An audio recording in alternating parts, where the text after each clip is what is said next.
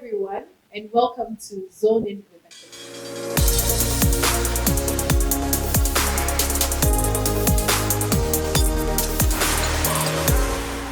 This episode is exciting because we have our first guest on the show, and is none other than the Mr. Oparis. Yeah. Hi, Alfy. Hi. Welcome to Thank you. Zone In with Akessi. Thank you for dragging me onto the show against my better judgment. Oh, But here I am. well, you have no choice, do you? No, I don't. Otherwise, you'd be sleeping outside. Exactly, which would not be ideal. So many of you know Alfy as my husband and my friend as well. However, Alfy has a life of his own. Allegedly. Who would have And thought? he has an interesting life. And for me, there are a lot of learnings that we can pick from his journey as an entrepreneur, as a corporate person. You know, he wears many hats. And so today we're going to delve into his life and then find out what exactly we can learn from him. So Alfy, it's all about you today. Oh, thank you. So my first question to you is, tell us about you without telling us your name, without telling us where you work, what you do. Who are you? I am resilience personified. So I am survival against all odds. I am tenacity. I am let's get it done. Let's do it as quickly as possible. Let's make it happen. That's me. And I think that's the truth, because let's get it done. This guy will not even, once he dreams it, we're doing it. He won't go through the nitty gritties, and he's not critical. He's not perfect. But and what's this thing you I always tell say, me? don't let perfect get in the way of good enough. So if it's good enough, Yeah. let's go with it. It's never going to be perfect, but if it's good enough, let's do it. You know what? I adopted that mantra a few years ago, and I think it has worked for me so far. Yeah. So, Because perfection slows you down, doesn't it it? does. Perfect slows you Because down. you always want to go back to the drawing board, and then you never launch. isn't it? Never. Yeah. Okay. All right. So coming back to resilience personified, what has been your resilience personified journey been like in your career? So tell us, like, maybe which school did you go to? We want to know. Oh, as for the school, I went to Presec, Legon. No, we're not talking about this. Nothing matters after that, to be honest. Like, before and after that, nothing really matters. No, so before Presec, where did you go? Before Presec, I went to, if you want to go way back, I actually went to back. Alfy Academy. Right. Then I went to Morning Star School. Oh, wow. Then from Morning Star, I went to Presec, Legon, and then the rest is history. Okay, so thing is, it's not too common to go to Alfy and then go to Morning Star. It's because one or the other. I went to Alfy. At that time, they were changing the school system Right. from the old system to the new system. Right. So Alfy didn't have JSS. Hmm. So I had to move to Morning Star. So you did up to primary, and Yeah. then you moved to Morning Star to do JSS. Okay, so you have quite a variety of network. Yeah. Then okay, all right, and then Presec. And then Presec. Listen, as for that day, I don't have anything against you guys. You We're guys are glad. just We're just amazing. you're amazing. And then you went to Legon. Yeah. You had Legon was a bit of a disaster. Why? I mean, I ended up I did maths. I did maths and physics and geology, and I actually wanted to do computer science, but I didn't get to do computer science. I got a C in calculus. You even remember what? Yeah, because it really hurt. So I got a C in calculus. They didn't let me do computer science because of that. But there were people who got C's in other subjects who were still allowed to do computer science. So I spent my life in Legon doing physics and geology. I didn't really want to do it. I was just going through the motions. Right. Do you understand? I wasn't happy. You weren't passionate about what you were doing. No, I wasn't. And then it was just, ticking the box. I was into IT. I was into tech. That's what I wanted to do. Right. I spent my whole life in Legon crying that I couldn't do computer science. Okay. So normally, your education would be the basics of the career that you choose normally. And so right after school, what was your career pursuit like? What did you launch into? What did you move into? Talk us through it. So when I finished school, there were no jobs at all. This was Rawlings. Rawlings had just won the election against Edubahene, right? And it was that period where there was so much uncertainty, 2000, 2001. And when we finished school, most of my mates finished school, did their service and couldn't get jobs. And I had a certain lifestyle when I was in Legon. When I was in Legon, I had a car. Because I used to go to London. So you had a Dada B type, like no, not that type of Dada, but I was a Dada B with wings. Because I earned it. Do you understand? I worked for it. So it's not like my parents had given me a car and yes, they had given the car, but I maintained it. I had to fuel it and everything. It doesn't matter. You had the car. I had a car. So you had the Dada B at that time. For that time, having a car was a big deal. Yeah, it was a big deal. Yeah. And to keep that standard, when I finished school, I realized that no more student loan, no more money coming in from the parents because you finished school, no job. Soon I'm going to be defeated. I can see my funds started drying up. Nobody's going to give me any money. And I had a reputation. Yeah, you had a reputation. And I had 6 months on my visa. Right. Wait, before you get into the... Okay, all right.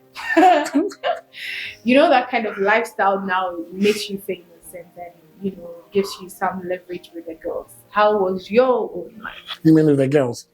With the girls, yeah. And they're gone. You really want to go there? You want to go there? Yes, we want to hear. Oh, God. We hear you were popular for the wrong reasons. Well, Legon was good fun, and I don't regret anything that I did. Okay. I'm someone who takes his chances. I took my chances, and I took the opportunities. I have absolutely no regrets. I enjoyed myself there because I wasn't doing a course that I loved. So it was stressful enough going for lectures, doing something you don't like. So when you come back from lectures, you want to unwind and be happy. So I unwinded, I unwinded. Oh my goodness! At a point, I had two girls on the same block. Wow! On Sabah Hall. Wow! And then a whole contingent at Walter Hall. Ekwafu Hall. Lord have mercy. It was a disaster. Listen, ladies, I'm sure you're all married by this time or you're doing your own stuff. Forgive me. Forgive him, man. If you're listening. He knew not what he was doing. Oh, I knew what I was doing. Oh, yeah.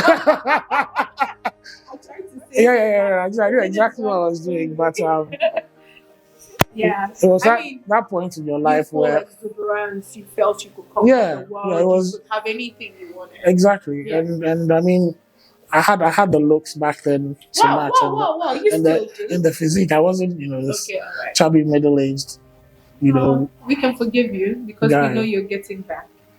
It's all right. That's fine. We love you for who you are. So I've survived that conversation. We're still married. You have. Right? We're still married.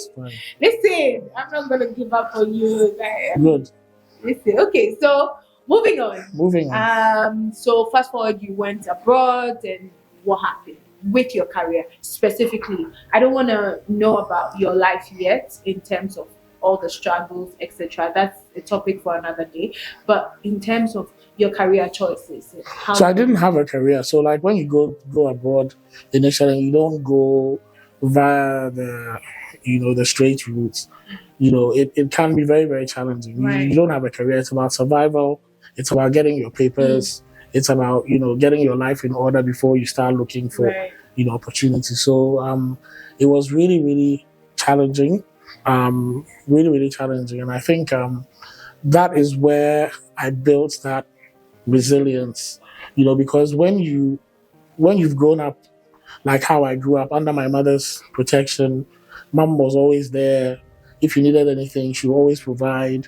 And then all of a sudden, putting yourself out in a foreign country, you're all on your own. I remember having several conversations with my mom where she would insist that, "Mim brief ye. Hmm. Kwesi wo yɛ den? Come Ɛwɔ home. abrokyire." When I told her, initially when I went, I was living with a Ghanaian couple, and they kicked me out on some Sunday evening. Yeah, they kicked me out of the house. I don't want to delve into that part. Why because they it's kicked me out? very juicy. I want to have a separate conversation About that. on living abroad and I have so much to say about living abroad. I know. And nowadays, even juxtaposing it against all the people who want to travel outside the country and all of that. So I want to have a conversation separate. But better late if you want to travel. Better now than never. Don't wait too long. When you're young, it's best to go make all your mistakes, learn your lessons, and come back. Okay. Rather than wait until you're in your 30s and 40s, then go. You've wasted your life. Stay glued to Zone In with Akessi, because this conversation will be exclusive and that will be a separate episode.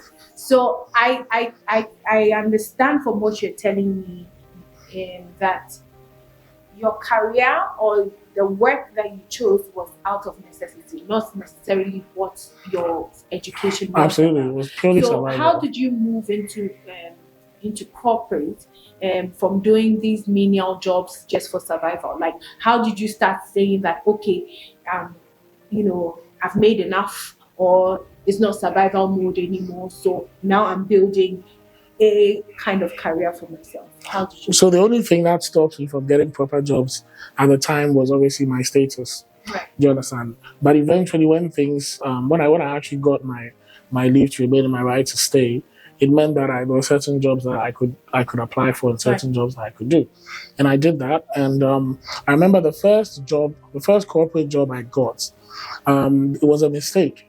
It was actually a mistake. What happened was there was supposed to be 2 stages. The HR manager was supposed to give me a call. It was a phone interview and then a face-to-face interview with the manager, with the business manager at the time. His name was Abu. We became really, really good friends. And after he did the first interview, they hired me.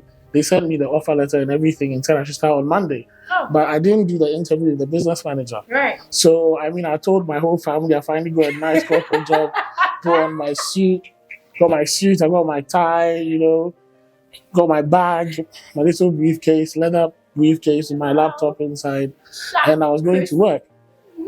Got there on Monday morning. Who are you? So, I'm Alfred. Here's my my letter from HR. I'm starting work today. Like, I haven't heard. we never heard of you. We don't know who you are. I haven't heard you. As long as the position is not filled. Yeah, should have seen the look on my face. What am I even going to go back home and tell my family that the job that I said I had got, I hadn't even gotten? But he picked up the phone, spoke to HR, and they realized there had been a mix-up. So what they should have been doing was inviting me for the second interview with Abu, and rather than hiring me on the spot.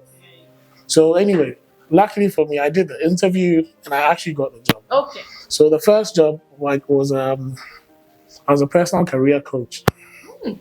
Yeah, I was a personal career coach. HR? It was an HR-like job, but this was more like working with the Department for Work and Pensions in the UK, supporting people who were very far away from the job market to find employment. So in the UK, lots of people are on benefits. And because they're on benefits, sometimes it makes it more challenging for them to come back to work because they spend so much time not working. So they'll rather they've lost confidence.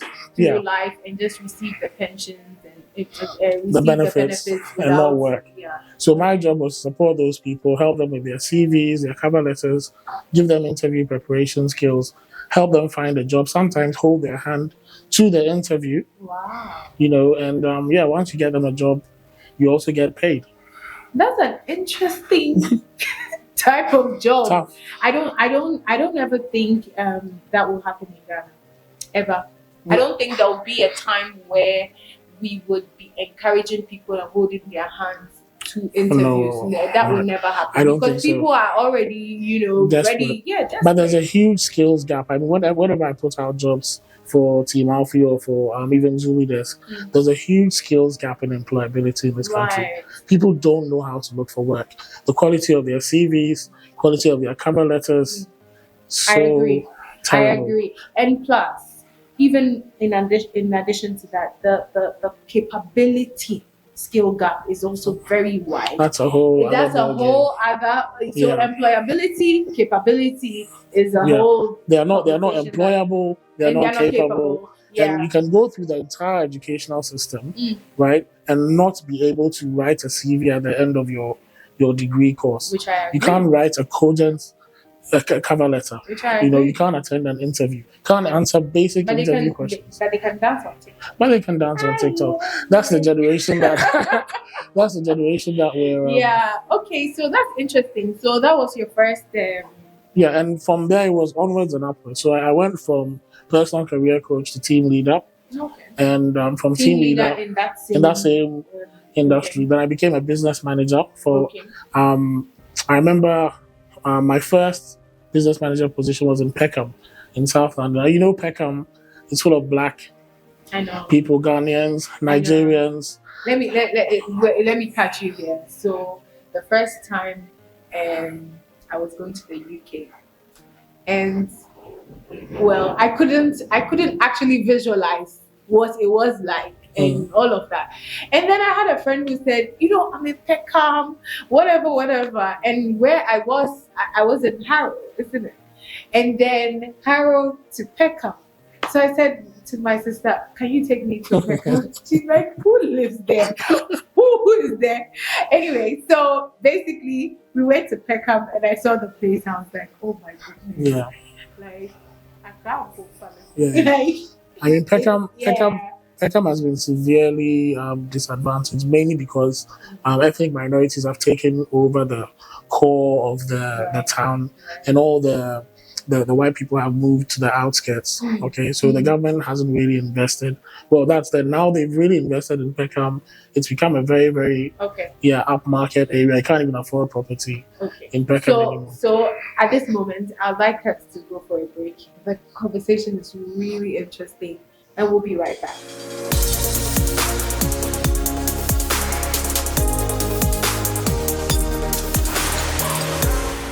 Welcome back, guys. We're still in the conversation of getting to know who Alfred Okwari-Saporo is and his journey throughout his career. And so, hi, gentlemen. How are you doing? I'm so good. Okay. So we stopped at where you became a business manager in the UK. And so take us through your whole career in the UK, and then we can continue from there. Okay, so as a business manager, that's where I really started picking up a lot of the business development skills, people management skills, and entrepreneurship skills, because you had to be that sort of all-round person, very, very resilient. You're in charge of your own business units. You're in charge of P&L. You're in charge of hiring and firing. You're fully accountable for your business unit, and you really have to learn quickly. There's a lot of training because some of us didn't have my background wasn't in like accounting or finance or HR. But they provided a lot of training. Right. And I think for them it was good because they got to hire us on the cheap, and then they trained us to do jobs which normally they'd have been paying much, much higher for if they had gotten people who had a bit more experience. So even though I want us to go through the conversation quickly, I also don't want to lose this part where training is very important in corporates, because I want you to stress the essence of training the talents that you have recruited. No, absolutely. I think training is key because 90% you can train. When it comes to the ability for people to do their jobs, as in using their computers, using Microsoft Excel, using our software, CRM, all of that can be trained, isn't it? And companies are good at training those, for those type of skills. But what I realized that was lacking over there is that you can't train the soft skills. Right. it's very, very difficult to train people with bring people with soft skills onto the table. So what I became good at is looking for people who had some basic traits like resilience, empathy, hard work, tenacity, right? Because I know that those are the character traits that would bring high performers to my game. Right. Okay, and everything else. So I don't care if you've never worked in the industry before. I don't care if you can't use Excel. I don't care if you don't know how to use our CRM. Do you have the right mindset? So 2 types of people, 3 types of people. Willing, but not able. Okay, I can work with that because you're willing. Willing and able, I can work with you because you're both willing and able. Able, but not willing, I can't work with you because you have the ability, but I just don't want to do it. Because those people, they are a canker, really. Absolutely. They would be They in the drain team and the drain energy everyone out of down. the team and pull everybody backward. So being able to identify those people right from the interview stage was one of my wins, my biggest wins, because I put together a high performing team. If you remember during the London Olympics, 2010, London held the Olympics in Stratford. Yeah. Yes. I was right at the center of it. We had 100 security officers for G4S in London from my office in Peckham. We're one of the most successful teams. I still have the pictures on my phone where we're celebrating 100 jobs. It was called the London Olympics. And the team around me, none of the people I had any experience when I brought them into the team. Right. I trained each one of them to work like me. So just a recap. Willing but not able. Willing and able. Those are your 2 character traits that you will bring onto a team. Yeah. But able and not willing is a no-no for you. Exactly. And I think same for and you find a lot of people like that in the corporate world. Very, very able. They know everything that's going wrong, right, but they're not willing to fix it. Especially those and how who do you have train played in a company for very so long? How do you time. train that character out Right. of people? Can you train that? I think there's something in change management that people say that you give them the opportunity to come to the table. You open up. You help them. Speak up if they like, and you give them all the tools. You give them everything, and talk them out of it. But if you have done all of that, given them the ammunition, and they're still not doing it, and then you manage them out. You have that's where you have a difficult conversation, and you say, listen, I've tried everything, I've given you everything, but because you haven't been able to do what I'm looking for, I'm sorry, we can't work together anymore. And which is fair, because then, if you're not willing, nobody can do anything. No, because the will is not there. So you can be as skillful as whatever, but I could never use you. Yeah. So, after business manager, you moved into what? So all along when I was doing my business management, I had a side gig. Right. Because still the money wasn't enough. I had a very demanding missus in the house at the time. The money was never enough. No matter what you bring to the house, it's not enough. So a man has to find a side gig to survive. I was putting in 80% of my income from my job into household expenses. And at the end of the month, I had nothing up after paying my bills. I only have enough money to travel to work. So I needed to have extra income. Right. And that's how Team Alfy was born. Okay. So just before you plunge into Team Alfy, I would just backtrack a bit. You said because you had a demanding missus at home. Yes. Is it really about the demands of the missus, or for any era, it has always been difficult to have one job, because the system or the system never allowed it. She had one job. But so her job paid more. You understand? Right. So 80% of my earnings into the household pot was only maybe 40% of hers. Okay, so my question is that you think that there are jobs, like there are, you can do just one job without having to, have a side hustle. Oh yeah, it was possible. It's 100% possible. Remember, I was coming from a place where I'd already spent about 5 years of my life doing menial jobs in the UK. So I was already 5 years behind her. In terms of of career, not education, career-wise. Right. So her salary, she was 5 years ahead.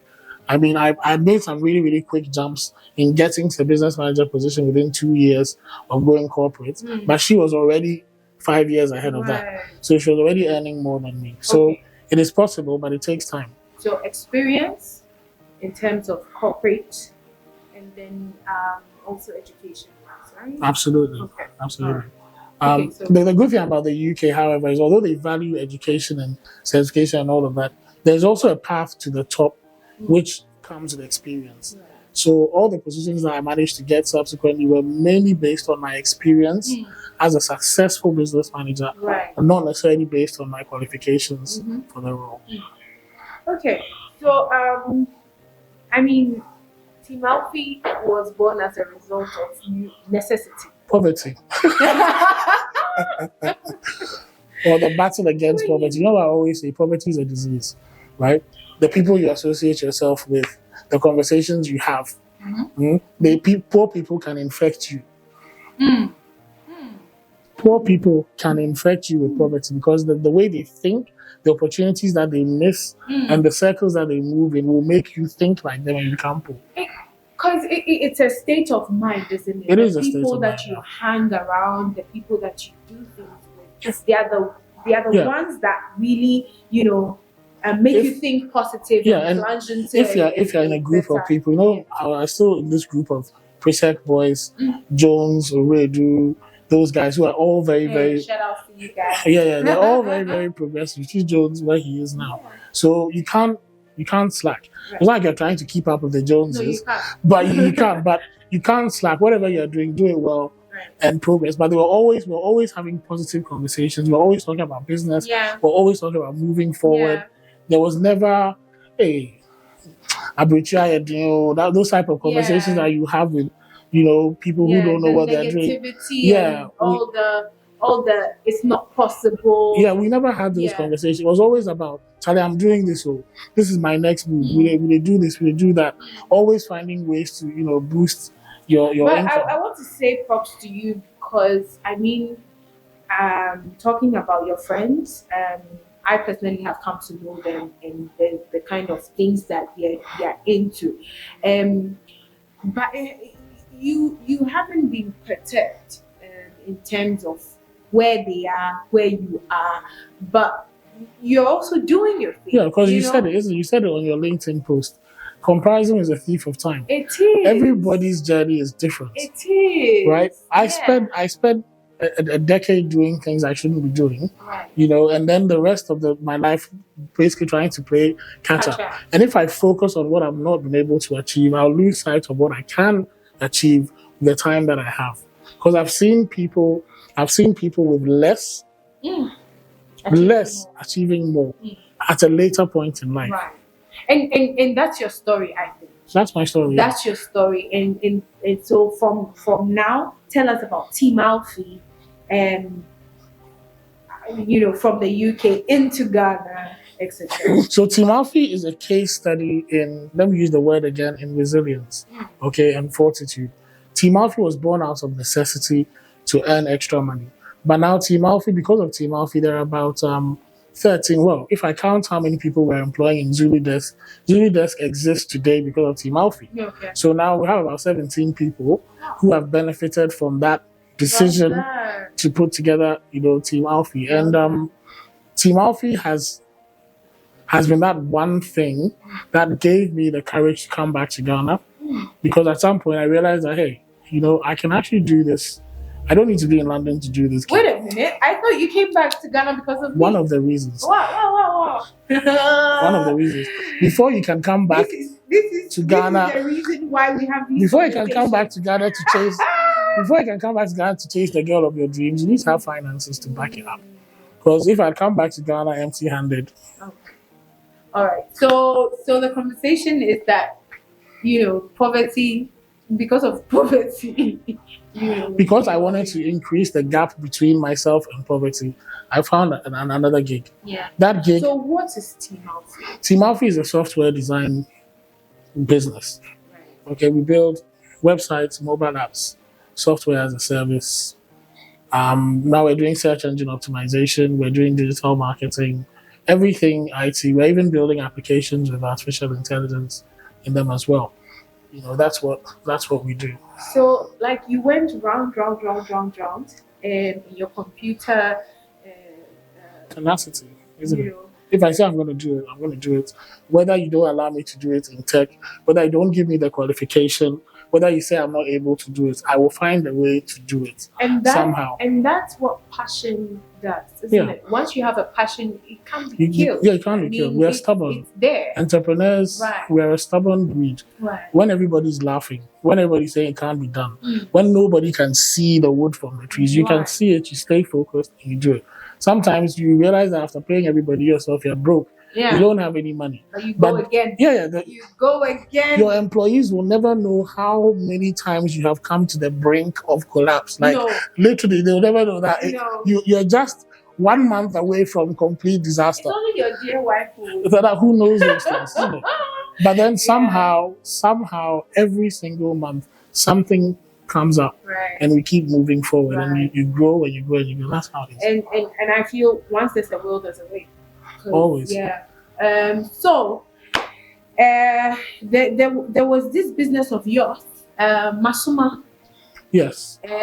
Masuma was actually your idea. So let's not get it twisted here. Okay, all right. So Masuma was Tina's idea. That's fine. And you left me in the middle of it.